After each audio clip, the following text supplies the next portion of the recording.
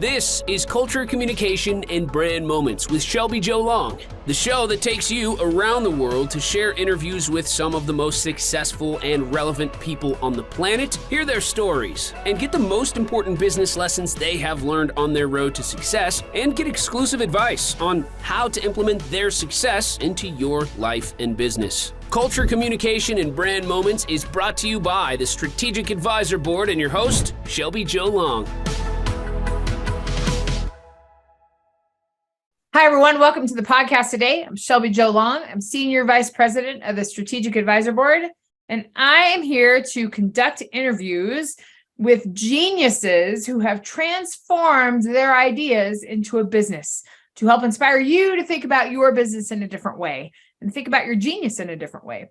And today is no exception. I'm excited to learn a little bit more about this story. Ira and I know each other through a mutual organization. We've met each other a couple of times, but I'm excited to hear more about Bowman Digital Media. So Ira, welcome to the podcast today. Thank you very much, Shelby. It is a pleasure to be here. Let's start off by just tell us about you and tell us about your business, and then we'll dig into the foundation of things. Yeah. Okay. Well, I won't tell you how it started then, because that's really an interesting story all by itself. So we'll save that for a second. But the company Bowman Digital Media is really an answer to business owners. A lot of my clients are smaller companies, some mid-sized companies, but we don't work with enterprises. Not that we wouldn't, but this is just who we tend to target and gear better towards. Mm-hmm. But the goal is simple. They're obscure online. You can't find them in Google. You can't find them on social media. How do they go from this obscure place to being seen and generating a rapport, and then, of course, getting web traffic? Well, we provide 6 services that do that. The main 2 being social media management and SEO, right? To help boost the position on Google. Now, we also do photography. We do videography, graphic design, and website development for our clients who are just starting and don't have a website. But we do those 6 services for them so that they can focus on the things that they're good at. They're an accountant, they're a chef, they're an attorney. Most of our clients are service-based, but we have like print shops. We have a couple recycling centers, or what you might think of as like a garbage dump, right? But for commercial recycling centers, I have 2 of those, believe it or not, clients. We work with a lot of coaches and authors and people like that, but that's really the crux of it. They're busy doing what they're best at, and they hire us to do the things like, run their LinkedIn, but they're not that good at. Yeah. I mean, we're just not, and we need we can stay in our genius zone if we have other geniuses doing that job for us. 100%. So, and I'm no different. Look, the first thing I did when I launched Bowman Digital Media was hire an accountant and a lawyer, because I wasn't good at those things, right? So recognizing your genius or the things that you're passionate about, and recognizing the things that you're not as good or don't want to be good at, it can be helpful. Yeah, exactly. I think also what interests me too is that it seems like your packages and what you offer is for a small business or a startup business that is ready to grow. Is that accurate?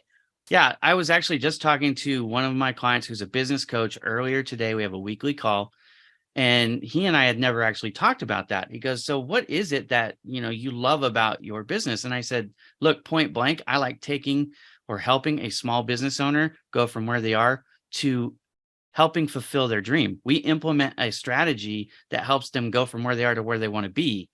I have always, even when I was in the print business, and I was in the print business for 20 years, when I was in the print business, I always gravitated towards the smaller and medium-sized business owners, because I had ideas on what they could do if they hired us to grow their business. So that's always been something that I have been passionate about, is helping the small business owner gain revenue. Absolutely. Yeah. The other thing before we dig into your background before digital media, I wanted to comment on how you provide a multitude of services, that you're not just your SEO, photography, there's all design, there's all sorts of different things. I think that is also so helpful for small business owners, so they don't have to piece together everything, and you have it all kind of under one roof. I think that's really great. Yeah, we could talk about how I came up with those, but the idea for me, it was it was a win-win idea. I thought when I was setting up my business, I was like, okay, these are the things that I needed when I was getting going, but also, markets shift. Sure. Trends change, and I didn't want to create a business that was, say, just on photography. Look, I'm a professional photographer. I take photos all the time. Love it, right? But what if the market photography gets so saturated that I can't get work, or I can't get enough work to sustain the company and grow, which I want to continue to grow. So whether it was social media management, SEO, or any of the other things, photography, the thing I probably love the most right now is photography, right? But graphic design, actually, I've been doing graphic design longer than any of them. But through all of it, I thought it can not only be a suite of services that is helpful, but it can help insulate me from being obscure or obsolete. Absolutely. There was a two-way thought process there. Absolutely. Let's talk about, you refer to it a couple times in the print media and all that. Tell us about your foundation. Tell us about how you, I love the point where we go from what we did in the past to I'm going to start a business and do my own thing. So tell us about your, background. And it ties in so well with the genius that you're talking about, right? Which is a fun way to say it. But okay, so I was married at 23 years old. And I always wanted to be in sales, but I wasn't in sales yet. My wife was a hairdresser, and she introduced me to somebody who got me into sales. Turns out it was in the print business. Now, I didn't set out to find the print business. The print business found me. Okay. Right. But as it turns out, it was a happy marriage. I loved it. I loved the freedom and the creativity and again, helping people. In the beginning, I was working with architects, engineers, and construction companies primarily. A lot of those independent business owners, small, medium-sized companies, they were employing people. I helped them to be more financially stable by fixing the way they were doing their large format printing. In one situation, just as an example, they were spending over $1 million a year on getting their large format plans produced. And I was able to shrink that number down by over 6 figures. So that savings help them employ more people. You see what I mean? And that's the kind of thing that I was doing.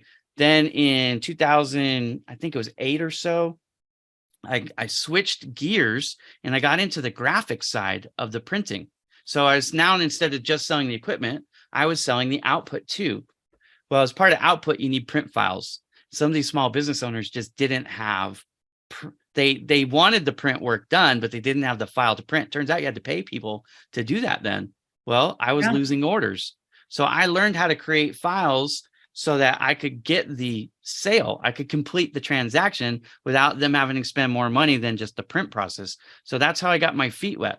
Well, fast forward to 2020 and a lot of years of graphic design in between. With COVID, I had moved out to Southern California for a job. 5 months after I moved out here, COVID was rampant, and the industry that I was printing mostly for at that point was hospitality and entertainment, right? So events. Sure. That was all gone. Shut And down. so my job went away. I got laid off. First time in my whole life I had been laid off. So I had a decision to make. At that point, it was like, what do I do? Do I move? Well, we had already just moved, and my family, frankly, was tired of moving. And I had a non-compete. Moving's not fun. Yeah, I had a non-compete in the print industry. So it's like, even if I could find another print vendor to hire me, I would be sued. I would be sued. So I was in this weird spot. Well, that's terrible. This was all happening. Opportunity. Yeah, this was all happening in 2020, right? So in May of 2018, I had a conversation with a guy on social media because in sales, I was up in the Bay Area at the time, and a lot of the businesses you can't just walk in. You had to get buzzed in by security, and it was getting harder and harder, even in 2018, to get, those people who didn't know you to buzz you in. Yeah. So I started to understand that I needed to grow my social media presence, but I didn't necessarily know how to do it. But I was talking to a guy that I was connected to about how LinkedIn works. And if you're not familiar with this story, go watch my first TEDx, because I explain the story in spades for those of you. But, I learned the importance of first, second, and third level connections on LinkedIn. So I decided to do something that most people don't do, and that was become an open networker on LinkedIn. What does that mean? It means I was going to be willing to accept strangers' connections. And I know we think stranger danger, but I tell that whole story. But through this process from 2018 to 2020, I went from 1,500 connections on LinkedIn to the maximum, which is 30,000, but I also had 150,000 total followers. So I went from obscurity to having this flamethrower, if you will. Yeah. To be able to put out a message and have it be seen by quite a few people. Posts would be seen over 1 million, 2 million views at a time. It was a good apparatus, if you will, to get a message out.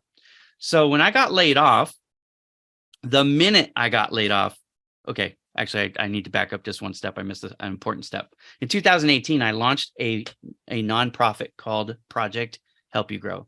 Now, Project Help You Grow is still around. It's been around now for 5 years. And our goal there is to help connect job seekers with employers who are hiring. It's all done for free, but it's a website. Well, because it's a website and it's free, I needed to learn a way to get the website to be seen by a lot of people. So this growth on social media was important, but also it threw me down the path of learning about SEO.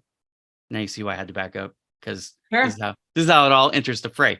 Okay, so at this point, graphic design, social media, website development, and SEO were all things that I was working on. But I was working on as a hobby or as side projects, not as my main, that's not how I was making my living.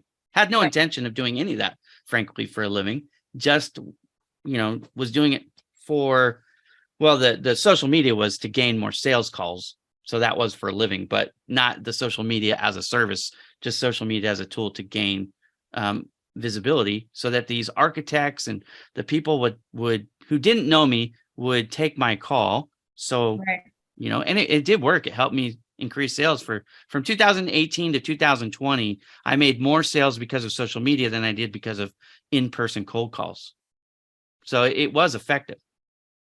I love the analogy about how, you ring the doorbell and nobody would let you in. Yeah. And I like that analogy a lot, because we don't think about it as having that's the first place people go to see who you are, is social media, is LinkedIn. Right. Especially in the professional world. And if that's not up to speed, we really have to pay attention to that. It's a big thing. And so when I first started doing it, okay, I was making on average from 20 to 35 cold calls a day in person. My bosses were used to that. When I switched over and I stopped making all those calls, it happened really fast. And I got a call from my boss one day in 2018, and he goes, "Ira, what's wrong?" Because he's so used to the way I work, and you know what I mean? So he noticed I was still at home, and he called me. It was like 1:00. He said, "What are you doing?" I said, "I'm making cold calls." And he goes, "What do you mean you're at home?" And I go, "I know, I'm doing it on social media." And he goes, "I don't understand." And I said, "But you will. Just watch my sales funnel, because it's not going to go down. It's actually going to go up." Right. And so I was learning how to do it, and I had figured it out, and I just needed, like the world to kind of catch up. So I was ahead of the curve there. But I did, I had to fight some resistance along the way, and I had to prove it that it would work. But anyways, in 2020, the moment, it's kind of funny, but it's true. The moment that I was laid off, I was actually on a Zoom call with my friend, Joe Stepke, who is known as Joe the Finance Guy. Joe had been trying to get me to build a website for this guy, like a side project, for over a year. And I was like, I don't have time, So at the moment that I was laid off, I actually had just earlier that day met with a large county where I live on a RFQ, and it was going to be a 6-figure RFQ. And I think, they gave me the verbal in the meeting. So when I got a call from my boss that day, who ended up laying me off, I actually thought he was going to pat me on the back and say, "Attaboy," right? I told Joe, I said, "This is just gonna be like a 30-second call. He's going to congratulate me for a job well done. And, it'll be fast," because it was like 5:30 at night on a Friday. So he calls me and he says, "I got bad news. I'm going to have to lay you off." And I was like, "Oh, right." Well, my friends, After you just closed that deal. This is on speakerphone on my cell phone, and my friends on Zoom. It was really awkward. Anyways, when that conversation was over, he says, "Ira, I hate to be trite, but it sounds like you might have some free time. Can you build my website? And it's funny, that timing probably changed my whole life, because Right. I told him I would do it. Of course, we came up to a price, and I told him I'd do it. He Venmo'd me that same night. He's like, I don't want him to back out, right? He's Yeah. going to build me this site for this really cheap price. So I did. It was my first commercial site. It's called Joe the Finance Guy. If you guys want to check it out, it's still live. But the fact is, I took the information that I wasn't expecting to my wife and said, hey, this is what happened, and I don't know what to do. And I said, hey, but Joe just paid me to build a website. And later that night is really where the idea for Bowman Digital Media came to, right? This like epiphany. It's like, hey, instead of having one job, which has always been where, now we haven't talked about this, but I'm married and I have 8 kids. Okay. Yeah, So, you do have a lot of kids. yeah. So I Big never family. thought that I would be the business owner, because I didn't think I was going to be able to afford the ramp up period. Right. I didn't think I was going to be able to afford the investment to get going, and then the ramp up period. And, I know you can borrow money and all these things, but, I don't like to be in debt. So I'm like a Dave Ramsey kind of thought guy there. Right. Yeah. Okay. So what I said to her was really radical. And when I said it out of my mouth, I couldn't believe I was saying it, but it really was an epiphany. There's this thing called fractional work. Fractional work is where you, instead of having a job, you become a big business owner, LLC, and you 1099 contract labor, but you don't do it for just one person or one entity. You do like spokes on a wheel, 6 services at Bowman Digital Media, not just one. It's the same idea. You get income coming from multiple sources, like passive income, but this is active hours income. Okay. But then if any one of those leave, and I've had many customers come and go over the years, but at the time I was thinking, if I could get my income to be from at least 4 different sources, 25% or less from each source, if any one of those ever leave, I'm not hurt. And so I tried to explain this to my wife, and my wife said, yeah, I don't like that. Go get a job. But I said, well, I'm going to pray about it. I'm going to think about it, but I think I'm going to do it. Right. So at the end of the weekend, I decided, and I launched Bowman Digital Media that Monday. Right. I launched filed the paperwork for the LLC. I paid like $600. So anyways, this whole transition from employee to employer, business owner, happened over a weekend in my mind. It was relatively quick, but it was, you say genius, that's the word. It really was a very smart thing to do. And only by the grace of God was I on that call, like I said, with my friend Joe, because I don't think the idea would have came to me. But that Monday, I'll tell you what, that Monday I made a post, and I said, imagine if you had 150,000 followers at your disposal on LinkedIn, what you could do and how your company would benefit from that. Now I said, imagine you don't have to build it. You could just plug into mine and utilize mine to help. I had my phone ringing off the hook that day from small business owners going, I would love to talk to you about this. Now, did they all sign? No, right? I still had to figure out a lot of things, pricing and, how I was going to implement the services. And, that's all morphed over time. I'd like to say it's gotten better, right? But anyways, that's where it all came from. That's the genesis. But it came from building up this unintentional apparatus. I didn't build it for the purpose that it's being used for, but it was fortuitous, to say the least. Just what's the word? Serendipity. Yeah. There's a serendipitous moment there that it was almost this. I talk about this too. It's like there's a forced transition in your life. Like you've got to figure something out. Yeah. And then this kind of landed and configured as at that opportunity just presented itself. And I think you resonate with all those themes of like the challenges of entrepreneurship. And I really think that having multiple streams of income, that's what I work with people on too, is that, you can have a book, but it's a really good idea to have a digital course to go with it. And then e-commerce store, like think about all these things working together and how they can all help each other. I think it's a great business plan. So, I love the idea of the digital course. I know that's one of the things that you do, and I'll be talking to you about this because I have been running an internship program for a little over a year now. And I just decided with this last iteration to record them all. So I've got them recorded, and I'm going to be putting out an SEO course. And so I Awesome. will, yeah.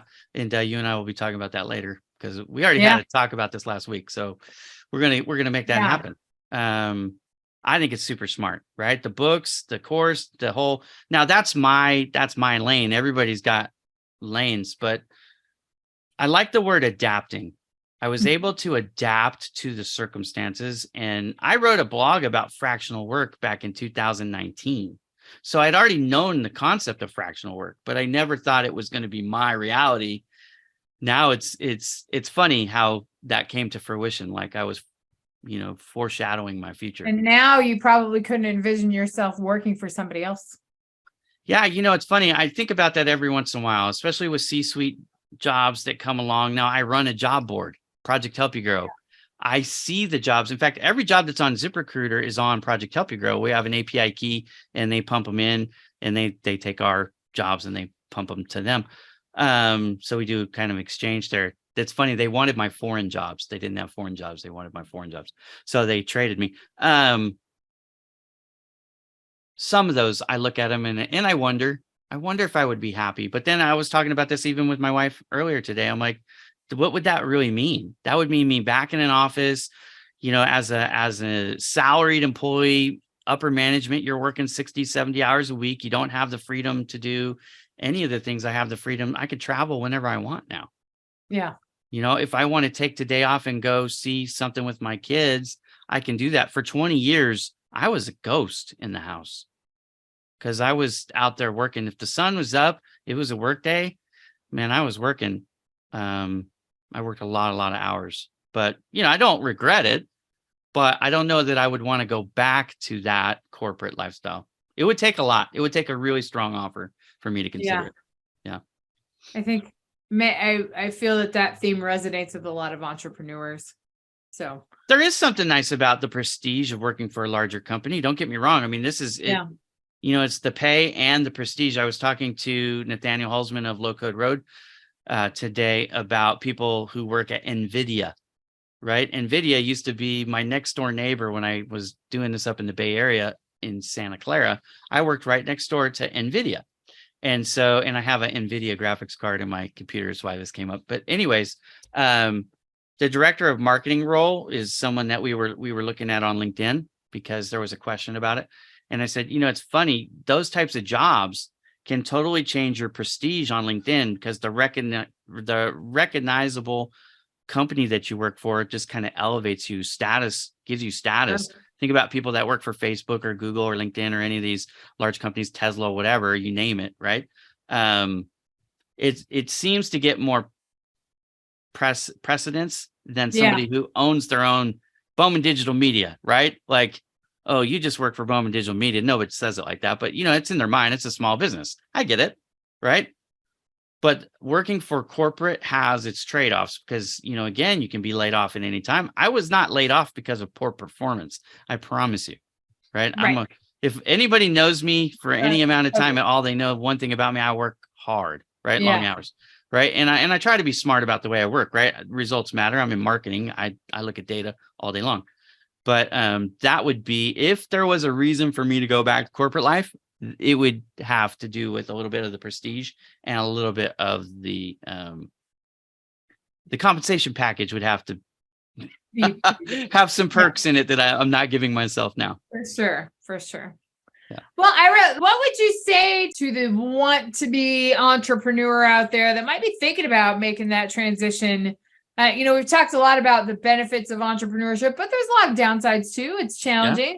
You don't know, sometimes it's paycheck to paycheck at the beginning. There's not a ton of consistency. So what would you say to the entrepreneur that might be thinking about that? Well, I would say a lot. In fact, I would encourage them to just call me because there's a lot there, right? And I'm one of those guys that I would be happy to talk to them. But as a general rule, I would say this: the first couple of years is going to probably be tough, right? So, if you don't have a 24 month endurance race in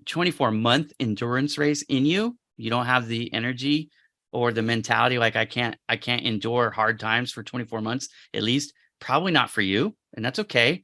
Here's what I would recommend instead then. Go find a captain's chair, because these guys who are going with the entrepreneurships, they have big visions, but sometimes implementing the visions can be tough. So you can find somebody who's got big visions and needs a right-hand person to captain the ship and work, symbiotically with them in that and helping. So if you're good at processes, but not good at vision, and you're okay not necessarily having your name at the head of the marquee, but being the number 2 slot, right? That's a place to be. Right. But if they do have the ambition to be an entrepreneur, here's what I would say. Make sure that whatever your product, solution, service is going to be, has a real commercial demand. So in other words, there's a problem that exists today that your service or your product, your solution is going to adequately address, and do it in a way that's financially at least the same, but probably should be a little bit less expensive, right? So if you could be almost like a new substitute good, that's a great spot to be. But it's tough if you have to break in, like as an entrepreneur, if you're trying to break into a brand new market where there's no established need, that's going to be tough, right? So especially if you're bootstrapping, let's talk about the difference between bootstrapping and well-funded, because that makes a huge difference too, right? So if you're going in and you've got no loan, no grant, no deep, well to tap into, you better have this part figured out. I have a solution to an existing problem and I know how I'm going to sell it. That was one advantage that I had over almost everybody going into this, is I was already good at marketing and sales. So I didn't need to hire anybody to help me with that. If you're really good at the solution, but you don't know how to sell to save your life, then you might want to go in with a partner and not do this as a solopreneur. You might want to find what we call a JV or joint venture. Okay. And tap into a group.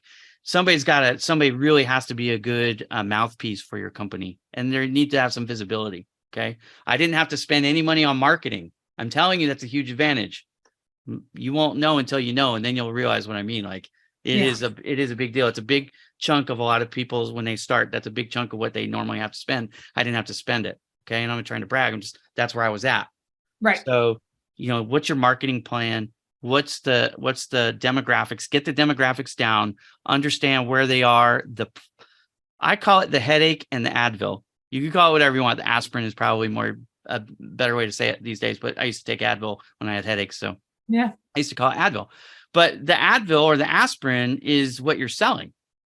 And it becomes easy to sell it if there's a need for it and if there's a want for it.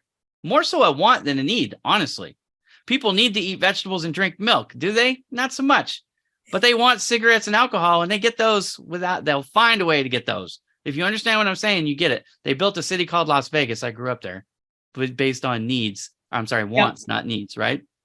So you just have to understand that. I think if a person has a commercially viable solution that they can price, that's market friendly, and they know how to sell it, and they're like I said, you're going to get punched. I don't care who you are.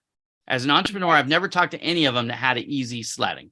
It's always a fight, and you're going to there's people that are going to try to steal your ideas. There's people that are going to come in and maybe try to steal your clients. There's going to be people that your closest friends and family are all going to look at you and go, what the hell are you doing? Yeah. That's not who you are. You're Ira, the print sales guy. You're not in digital media. I got my press credential. I had somebody in my family tell me I hadn't even graduated college. You know what I mean? It's like they think they know you, but they don't really know who you are becoming. They only know what, wherever it was, in their mind, you're still 12 or something. So you're going to have a lot of hurdles to jump, and everybody's hurdles are probably going to be a little bit different. But if you're not up for that kind of a fight, if you're not stubborn son of a gun, you probably don't want to do entrepreneurship. What I would say, if you're not sure, is start yourself out with a side hustle. Yep. Because then you still have income coming. People all the time too. Yeah. Side hustles are low risk because, and I did that in 2019. Honestly, I was doing LinkedIn coaching and I didn't even want to do it. Yeah. Because I had went from 1,500 people in May of 2018 to 100,000 people by February of 2019. I grew so fast that people were throwing money at me to teach them what I was doing so that they could emulate it. Yeah. Right. And so I was doing that on Saturdays, and I made a lot of money on Saturdays. It was great. That's awesome. But you know what I mean? That gave me, again, some confidence when I said, hey, instead of getting a job, I'm going to launch Bowman Digital Media. That was one of the things I was thinking about over that weekend was, I can sell my services. Yeah. So anyways, that's what I would tell entrepreneurs. It's the industry that you're looking to do. Like if I wanted to launch a print shop, why not a print shop, Ira? Why digital media? Well, one of the reasons why is that print equipment would have been expensive, and I would have to put it in some building somewhere. That can't go in my house, and I would have had to have a staff to run it. So I was looking at millions of dollars of liability.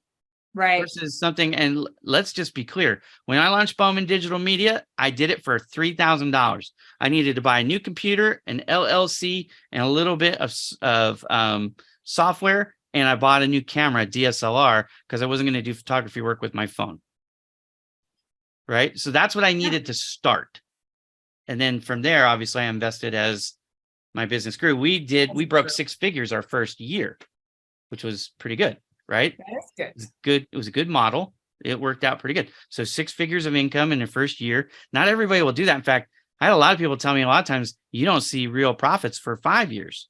But again, that just depends on the industry you're in. I happen to be in an industry where a lot of it is it's intellectual, right? Yep. Intellectual. So there's not a lot of overhead. There's not a lot of fixed asset costs to buy in.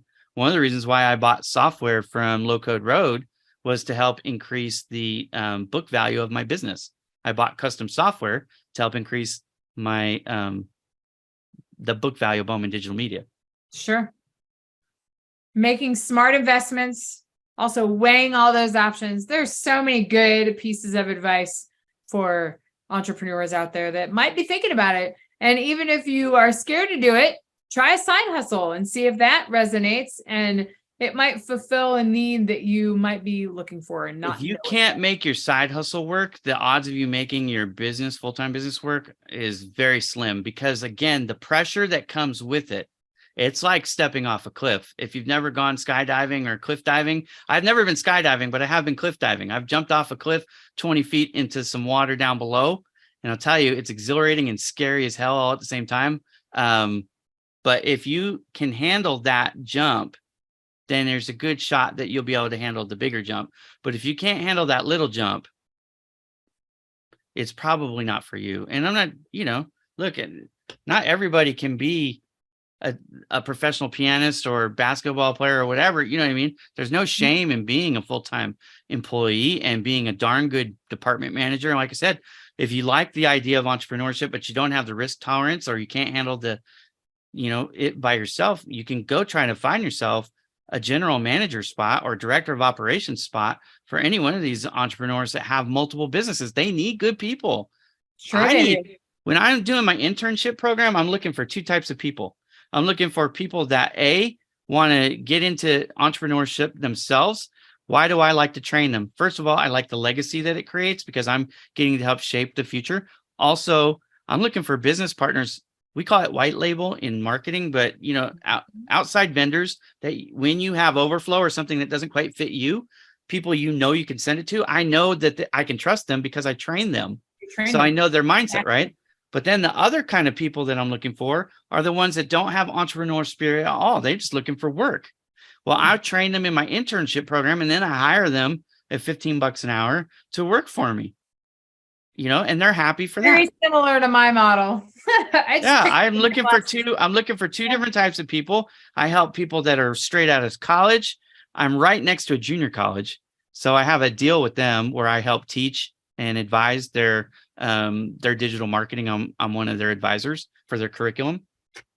That's great. I go there on career day and I talk to the kids, but I get a lot of those kids to join my internship program. And some of them, they're just looking for the $15 an hour job. And others are like, I want to be like you.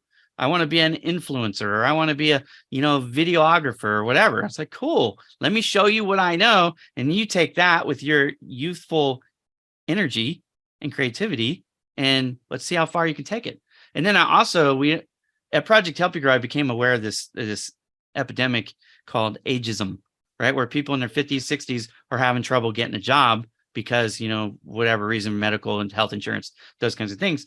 So I have those people coming into my internship program too, to learn new skills so that they can, re-enter the workforce, $15 an hour, $20 an hour, $30 an hour, whatever they can command from wherever they go, but with a new skill set.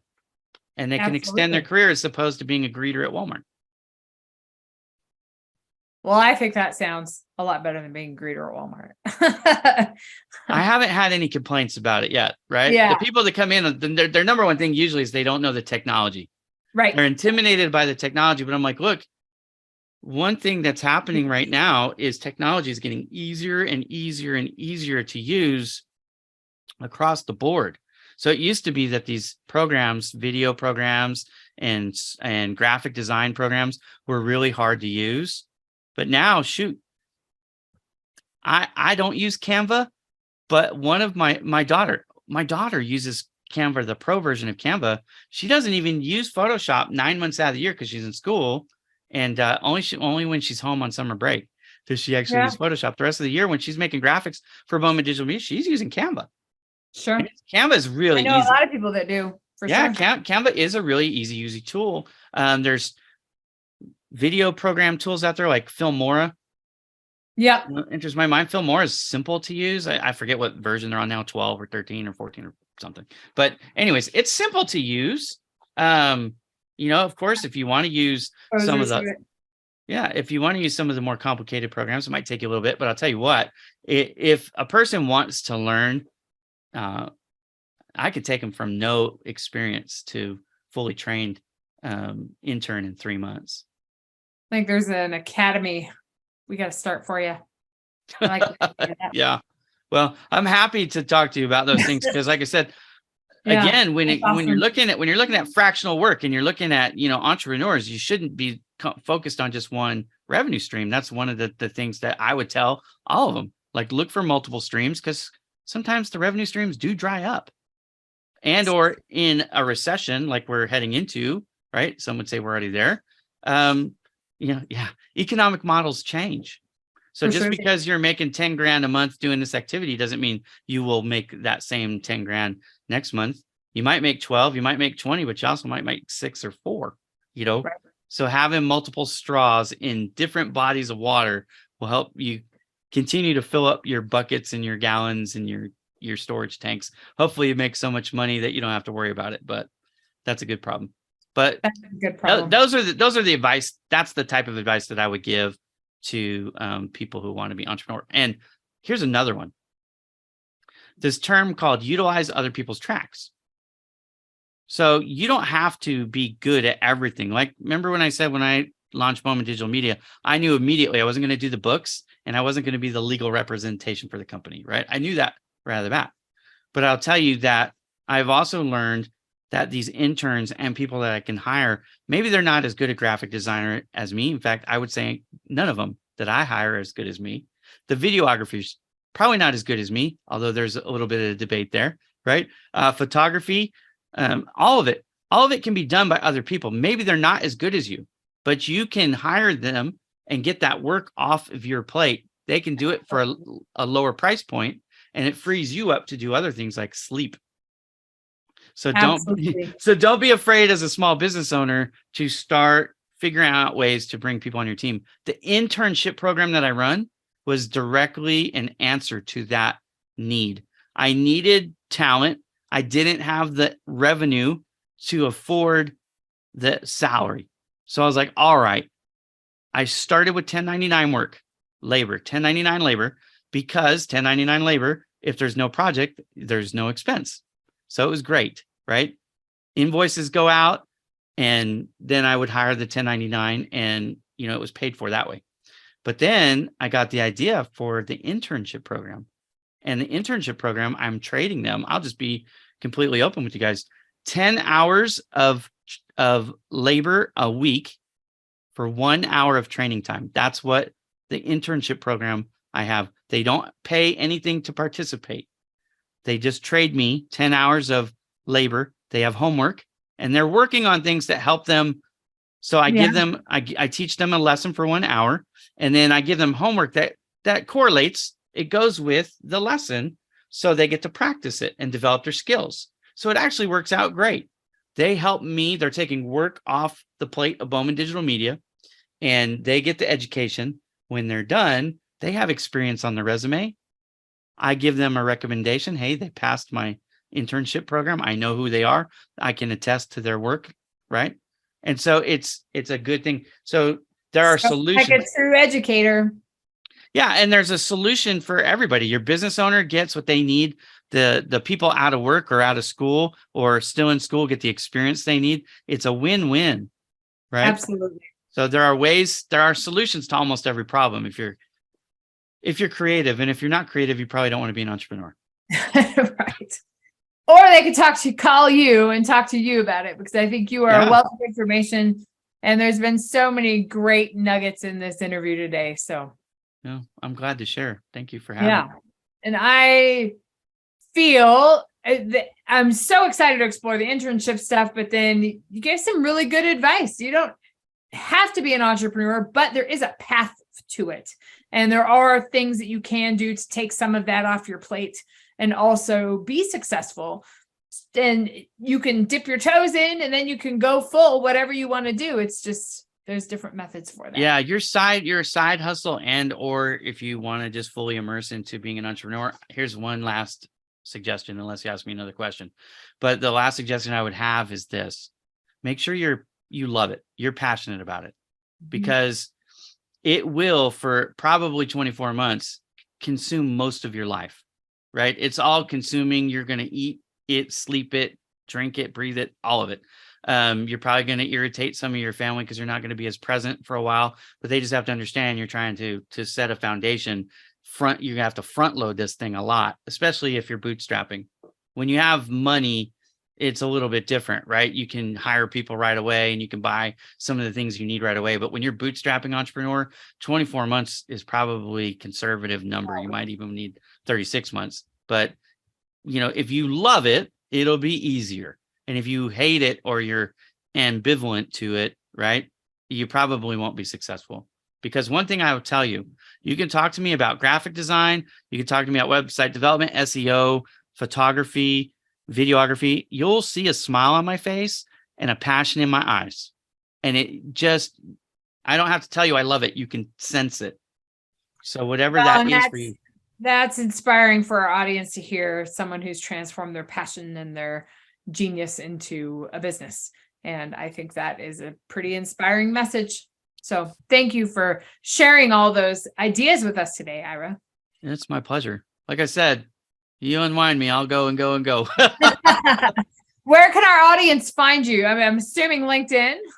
Yeah. So LinkedIn is actually not the necessarily best place to find me, although it's easy to find me, only because everybody wants to connect and I can't. I'm maxed out. LinkedIn has that 30,000 connection limit. Now I follow everybody back.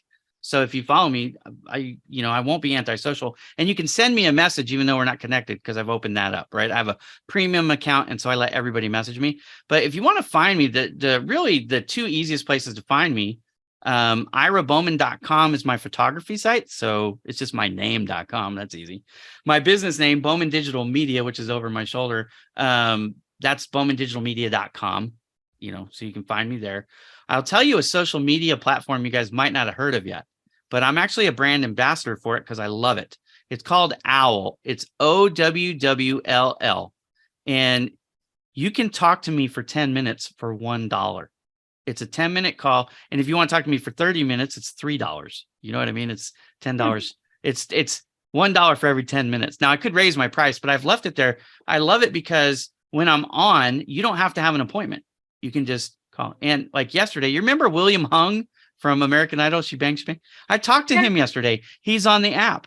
I posted about him, the call on Instagram and Facebook, and he shared it. Right. And, I was able to actually connect him with an agent, a friend of mine in Nashville, because he's still in that world, but he doesn't have representation. So I'm like, hey, if you're looking for somebody to book gigs for you, and that's how I am with people. Like when they call me and we talk, I try to connect them to other people that I know that might be able to help them out. That's just, the social media part. So if you're looking for me and you want to actually talk to me, that is the easiest way. Unless you're my friend, Shelby has my cell phone number. She can just call me.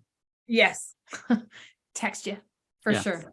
Absolutely. Well, Ira, thank you for all of your wisdom, and thank you for your story and for inspiring our audience to think differently about their expertise and how they. I hope I made them think today. And I don't want to discourage anybody. Hopefully, if you heard me, you're not discouraged.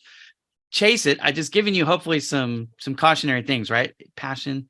Think about how the solution to what you're going to, you know what I mean? Because that's what a lot of people, when they get into this, they don't think about the other side of it, right? Like the other people don't care that you're a new business. They just care they've got a problem with their business they need to resolve, or at their house, right? You need a plumber, you need a beautician, whatever it is, you need that thing, then you need it. If you don't need it, then it doesn't matter how much they like you, they're not going to hire you. Exactly. Well, thank you again for visiting and having this discussion. I think it was very valuable for our audience. And I look forward to hosting someone else to talk about how to transform their genius into an income stream or multiple income streams, because you can do it too. And you can start small and build up, or you can go all in, whatever your passion is, but you'll be a whole lot more fulfilled in your life. So we'll see you next time.